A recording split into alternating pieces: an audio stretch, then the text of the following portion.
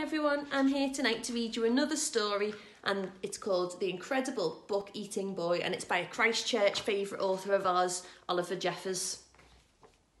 Henry loved books, but not like you and I love books, no, not quite.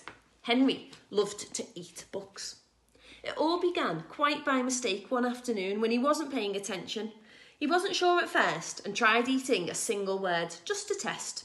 Next, he tried a whole sentence and then the whole page. Yes, Henry definitely liked them. And by Wednesday, he'd eaten a whole book. And by the end of the month, he could eat a whole book in one go. Henry loved eating all sorts of books. Storybooks, dictionaries, atlases, joke books, books of facts, even maths books. But red ones were his favourite. And he was going through them at a fierce rate. But here's the best bit. The more he ate, the smarter he got.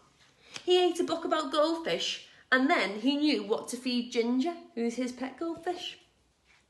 Before long, he could even do his father's crossword in the newspaper, and was even smarter than his teacher in school.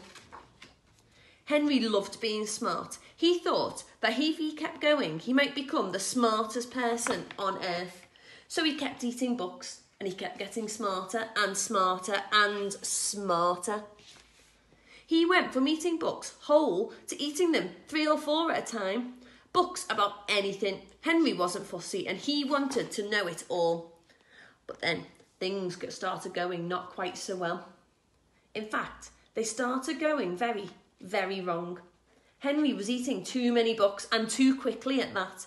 He was beginning to feel a little ill. And here's the worst bit. Everything he was learning was getting mixed up. He didn't have time to digest it properly. It became quite embarrassing for him to speak. Suddenly, Henry didn't feel quite so smart after all.